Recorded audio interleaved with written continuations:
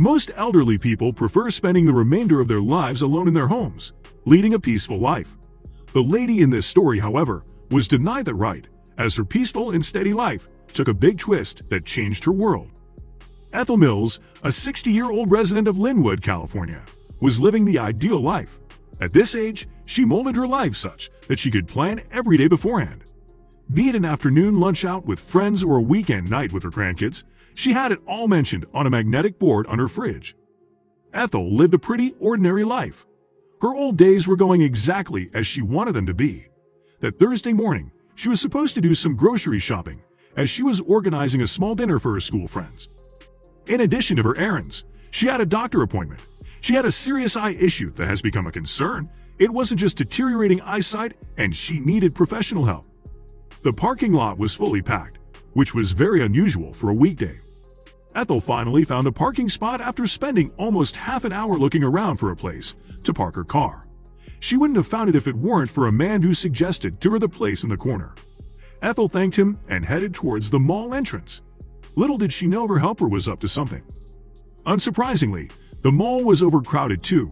Ethel wanted to finish her shopping quickly so that she would get to her appointment in time. Besides, she had a dinner to prepare and couldn't afford to waste any time. She managed to make her way through the crowd to the backside of the mall, where the eye clinic was. Ethel didn't notice the young men who were keeping an eye on her from the moment she entered the mall.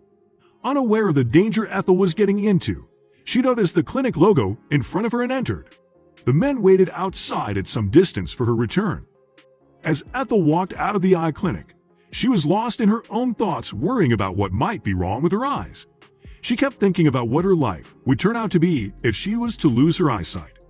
Not even in her worst thoughts did she imagine that there was a group of men keeping an eye on her every move. Elderly people are the first victim of criminals due to their vulnerability and the fact that they're most of the time alone. The two thugs who were going to conduct the thievery were suspecting her to be an easy target, and knowing how far her car was parked, they knew that there were very low chances that anyone would notice. Ethel took the back door exit as it was the closest to the parking lot. She was tired and any shortcut was welcome. The corner where she parked was still empty. Ethel walked straight to her car and sat inside without noticing the two men staring at her. She was about to put the seatbelt on when the men forced the door open. She was most shocked to notice that one of them was the man who first showed her the parking spot. The burglars were armed. One of them had a sharp knife while another one was carrying a revolver under his t-shirt. Ethel was in no position of fighting. How could she face two armed men? One of them snatched her handbag and pushed her back in the car. Her handbag had her whole life inside: her ID, benefit and credit cards, her money and even her grandkids' notes. She couldn't afford to lose her bag. Ethel was a retired police officer. She was well aware of the seriousness of the situation and knew it was suggested to not fight back in these scenarios. However, she didn't take her own advice that evening. The only weak point of these people was that they underestimated her strength. They thought she was just another weak old woman. Ethel gathered all her strength and hit the man on his nose. She grabbed her fist and hit the other one with it. She pushed them all out and shut her door. The thugs, however, were not going to give up so easily.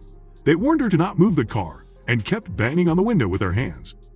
She put the car into reverse gear and tried to get out of the parking area. But that didn't work either, as one of her car's tires was punctured. She drove the car anyway, but the men surrounded her from all directions. One man stood in front of the car, while another was trying to open her back door.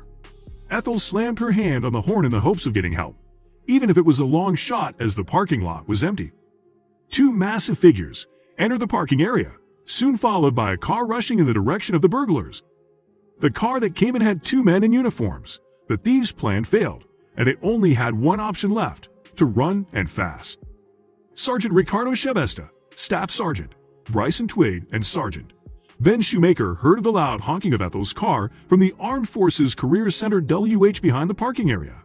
They ran behind the thugs on the main roads. Ethel already warned the Marines that these thugs were armed, but the warning didn't stop the Marines from chasing them. "No, that kid was never going to outrun me," one of the officers said later. Marines run towards the sound of chaos.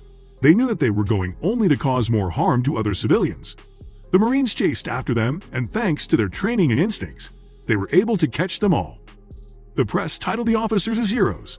Their commanding officer, Major Sung Kim said their heroic men's actions were reflective of the courage and commitment they embody. What are you supposed to do? That's what we're trained to do. I can't sit here and let it happen, claimed the officer. However, their commanding officer gave them enough credit. They set a great example for their fellow Marines, and especially for the young Poles who are studying to learn what it means to be a Marine.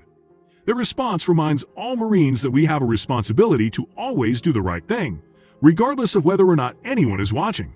It's what we do. From the beginning, what we're taught in boot camp, it's a part of us, the officer said in an interview. Their partner agreed and said, "It's really what I'm trained to do, be it recruiting, be it that. My job is to protect the United States public."